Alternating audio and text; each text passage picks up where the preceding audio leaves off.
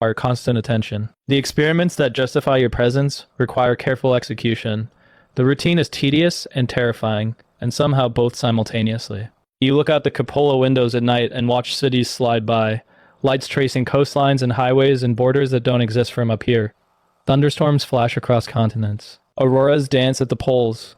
The sun rises every 90 minutes, painting the atmosphere in colors that photographs never capture correctly. A supply ship fails during approach. You watch from the cupola as it tumbles past the station, close enough that you can see sunlight reflecting off its solar panels, carrying food and equipment and experiments that will burn up over the Pacific instead of reaching you. Nobody panics.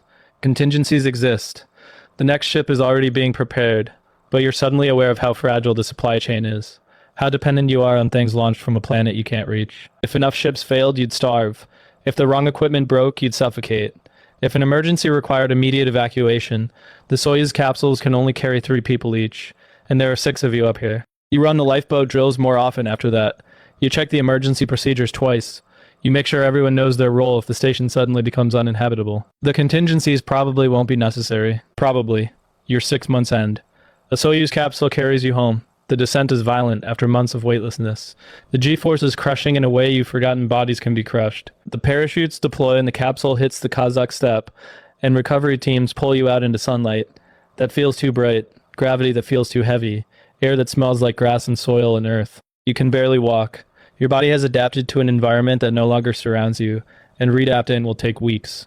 But you're home. You completed every mission. You brought every crew back alive. The retirement ceremony is quiet. A pin, a plaque, a handshake from the administrator. 20 years since you applied, 23 since you were selected, and now you're done. The statistics are impressive on paper. 5 flights, 4 spacewalks, over 500 days in orbit. You've circled the Earth more times than you can count, traveled millions of miles without leaving the neighborhood of home. Your name is in history books. Minor footnotes and chapters about the International Space Station era, but they're nonetheless. What the statistics don't capture is harder to articulate. The way Earth looks at sunrise, the atmosphere glowing like it's on fire. The silence of space, not empty but full, pregnant with possibility. The moment you first floated free of the airlock and realized that nothing separated you from infinity except a suit. These aren't achievements, they're experiences. And experiences don't fit in footnotes. The next generation of candidates is already training, already dreaming, already willing to give everything for the chance to see what you've seen. At night, you still look up. The station passes overhead sometimes, a bright dot moving faster than airplanes, crewed by people whose faces you know. You track its orbit on apps designed for amateur astronomers. You remember what it looked like from inside, looking down, wondering how you would ever go back to being a person who only sees one sky. People ask if you'd go back. The answer is always yes, immediately, without hesitation. Even knowing the risks, even knowing that the body you'd bring home would be a little more damaged than the body you sent up. Space is worth it. Space was always worth it.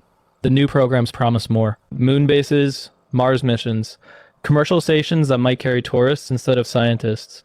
The future you dreamed about as a child is still arriving, just slower than you hoped. You won't be part of it. Retirement isn't reversible at your age, but you'll watch. You'll advise. You'll help the next generation reach the places you couldn't. You miss it. You'll always miss it. But you were there. You lived it. And for a few years, a few thousand orbits, a few million miles, you were exactly what you dreamed of becoming when you first looked up and wondered what was out there. The stars don't answer. They never do. But you got closer than almost anyone.